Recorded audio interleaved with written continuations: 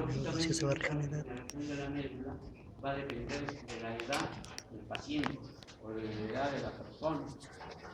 Nosotros, las personas jóvenes, tenemos una médula ósea que va a tener un 50% de grasa y un 50% de los elementos fórmicos. A medida que va incrementándose la edad cronológica de las personas, la grasa va siendo de mayor cantidad. Así, por ejemplo, una persona de 70 años tendrá un 70% de grasa y un 30% de elementos fórmicos. Entonces, es una razón por la cual cuando uno pide donantes de sangre, tiene que ser gente joven, porque esta gente joven va a recuperar todos los elementos jóvenes, va a recuperar los glóbulos rojos, los glóbulos blancos, las plaquetas, esas cosas en un tiempo más breve. En cambio, una persona mayor, porque en la constitución de su médula ya tiene más cantidad de grasa, va a demorar mucho más tiempo.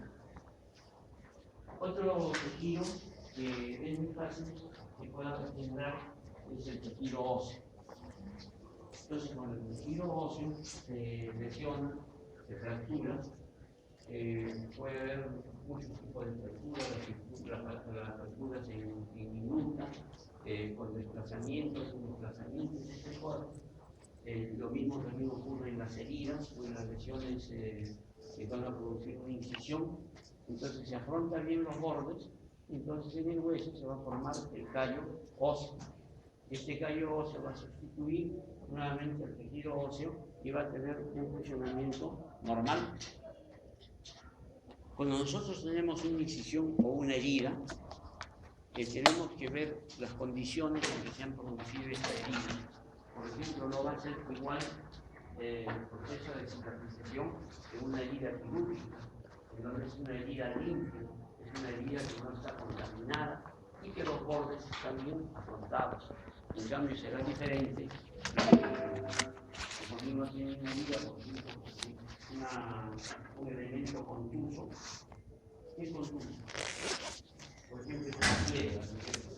Yo le pongo una piedra a una persona, entonces los bordes de la herida no van a ser señales, van a ser sinuosos. Entonces, por lo general, como que estoy haciendo la construcción con un elemento contaminado, esas heridas se infectan. Entonces, ese tipo de heridas van a ser más difíciles que una herida limpia, que una herida que tenga los bordes completamente bien afrontados. Del mismo modo, depende de las estructuras que nosotros usemos. Nosotros sabemos que para la parte médica usamos el calcio, que es de la cepa de gas. Algunas personas no reabsorben realmente este calcio y van a hacer una reacción del tipo de granuloma a células gigantes tipo cuerpo extraño. Se usa el nylon, se usa el hilo y actualmente con la cirugía laparoscópica se está usando los clips de metal. Son como unas grapas, esas grapas que nosotros usamos para el papel. Entonces con eso, por ejemplo, cuando se opera el apéndice, se pone una grapa en la parte central del apéndice y otro más o menos a unos 2 o 3 milímetros y se graba, o sea, cerrando, abordando los bordes quirúrgicos y luego se corta el apéndice y se retira. Entonces, esa grapa es lógicamente que no se va a poder reabsorber. Nosotros no podemos reabsorber. Entonces, a ese paciente que después de 2, 3, 4, 5 años le toma una placa radiográfica y va a encontrar el fragmento venital en esta zona. Entonces, lógicamente, hay que usar calcio que se pueda reabsorber bien con una grapa. El proceso de cicatrización va a ser mucho más difícil.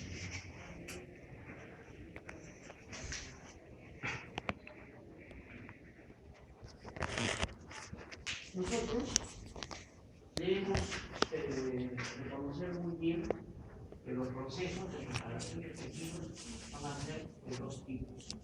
Uno es de regeneración y 2 de sustitución por tejido conjuntivo. Nosotros sabemos que el tejido conjuntivo está constituido principalmente por colágeno, fibras elásticas, fibras reticulares. Va a estar constituido por las células del tejido conjuntivo y por el tejido extracelular, ¿no es cierto? Que va a ser la glicoproteína, la lipoproteína, va a tener una gran cantidad de agua, porque como nosotros hablando del tejido conjuntivo o del tejido conectivo, es una sustancia de aspecto de gel. Nosotros hablamos que cuando tenemos el colágeno, vamos a tener cerca de 18 tipos de colágeno, de los cuales los 5 primeros van a dar mucha resistencia. Entonces, si nosotros estamos hablando de un proceso crónico y se va a producir una reparación, estamos viendo que se va a producir una sustitución por tejido conjuntivo, va a haber fibroblastos y va a haber la fibrosis. Pero nosotros tenemos que comprender que una cicatriz tiene que ser algo muy resistente. Y esa resistencia la va a dar el colágeno, la va a dar el estado proteico del paciente, va a dar cómo se abordan los bordes quirúrgicos, cómo se va a suturar. Por ejemplo, no va a ser igual que uno suture piel, celular subcutáneo y aponeurosis todo en un solo plano. Lógicamente que eso va a demorar mucho para cicatrizar y va a ser una herida que no va a ser resistente. Entonces, en cambio, si uno sutura por planos, va a ser una sutura muy resistente. Imagínense que uno lo opera, le hacen una mediana en la parte abdominal, es una incisión más o menos de 20 a 25 centímetros, y el paciente tiene una hipoproteinemia. Entonces, la herida puede cicatrizar, va a demorar, pero no va a ser una cicatriz resistente. Entonces, ¿qué va a pasar con esa cicatriz? El paciente hace un esfuerzo y se produce la dehiscencia de la herida, o sea que la herida se abre. Entonces, por eso, para hacer un uso quirúrgico, nosotros tenemos que estar previniendo que el paciente tiene que tener una buena cantidad de proteínas, tiene que ser un paciente que no tenga un proceso infeccioso que pueda comprometer a la herida quirúrgica. Pero lamentablemente hay casos quirúrgicos, por ejemplo, en una apendicitis, en una operar y ya no va a encontrar todavía, se va a encontrar un blastoma apendicular en donde todo se va a hacer un proceso infeccioso. Entonces, lógicamente, ahí la sustitución por tejido fibroso va a ser muy lento y va a dar heridas no firmes para el proceso de reparación. Entonces, cuando nosotros hablamos de lo que viene a ser la regeneración, es la sustitución de las células muertas por proliferación celulares que van a tener las mismas características que el tejido que ha sufrido a la lesión. Entonces, nosotros vamos a ver que eso se va a producir mucho de lo que viene a ser, por ejemplo, el tejido epitelial. Nosotros sabemos que el tejido epitelial tiene un polo apical, un polo basal, va a tener la unión que va a ser entre las células y lo que viene a ser la parte de la membrana basal, que va a ser un colágeno número 4. Y luego vamos a tener que ese mismo membrana basal se va a unir con lo que viene a ser el tejido conjuntivo por medio de un colágeno número 7. Si nosotros tenemos una herida que no compromete a la membrana basal, este proceso de regeneración va a ser muy rápido. Va a ser aproximadamente de 3, 4 o 5 días. Por ejemplo, cuando uno se cae y se produce una erosión se llama a lesionarse solamente la parte epitelial. Si no se lesiona la membrana basal, entonces ahí no va a haber cicatrización, ahí lo que va a haber es una regeneración. Cuando hay los procesos inflamatorios crónicos, entonces va a dejar una cicatriz permanente. Y esta cicatriz permanente puede ser de muchos tipos. Les estoy mencionando, por ejemplo, una cicatriz muy firme, es una cicatriz débil, y el proceso de cicatrización también tiene características específicas que van a depender de la persona que está allí teniendo ese proceso de cicatrización. Entonces vamos a ver que en algunas razas, en algunas personas, hay una cicatrización exuberante. La cicatrización exuberante no quiere decir que va a ser una cicatriz resistente, sino se va a denominar una cicatriz queloide. Y estas cicatrices queloides, por lo general, se presentan en personas de raza afroamericana.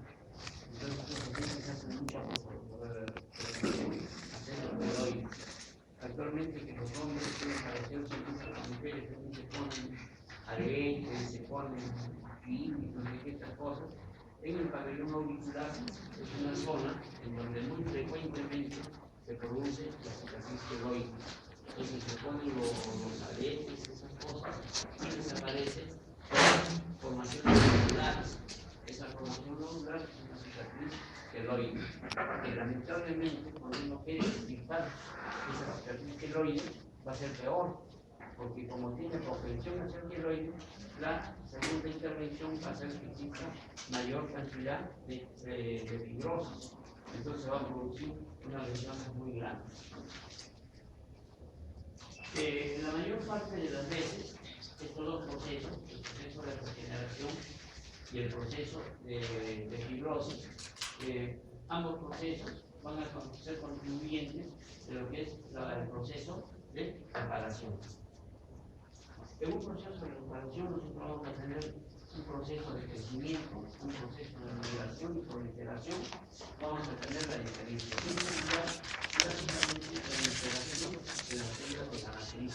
Cuando nosotros hablamos de la matriz, estamos hablando de la matriz conjuntival. Cuando nosotros vamos a tener este proceso de cicatrización, primeramente se va a producir el proceso inflamatorio crónico, se produce la lesión, la destrucción de lo que viene a ser las células del tejido conjuntivo, y posteriormente el principal fenómeno que va a aparecer va a ser la neovascularización. Cuando nosotros hablamos de neovascularización, estamos hablando de vasos nuevos, no estamos hablando de los procesos neoplásicos.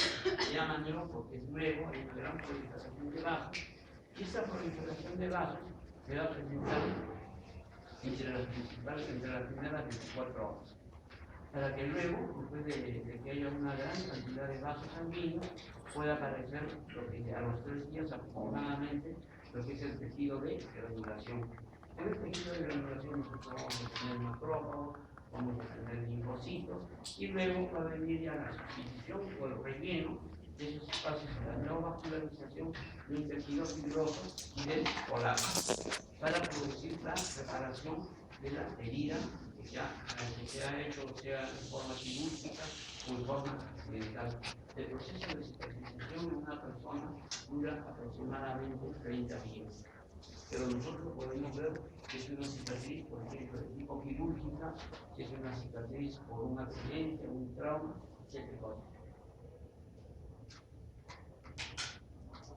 Para que la regeneración del tejido epitelial de la piel,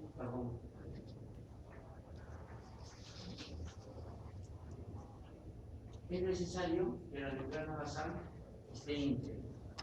Si se lesiona la membrana basal, el proceso de reparación no va a ser tan rápido como si tuviese la membrana basal. Vamos a ver que en los tejidos adultos va a ser también muy importante lo que se llama el factor de necrosis tumoral y el factor de crecimiento. Nosotros hablamos en la clase anterior que el factor de crecimiento era muy importante para los procesos de incremento o de disminución de masa corporal. Entonces vamos a ver que este factor va a estar incrementado en personas que son obesas, que son un poco subidas de peso. En los pacientes caquéticos, como tenemos por ejemplo en el SIDA, en tuberculosis, en el cáncer, este factor está disminuido, entonces no va a haber el incremento de lo que va a ser la masa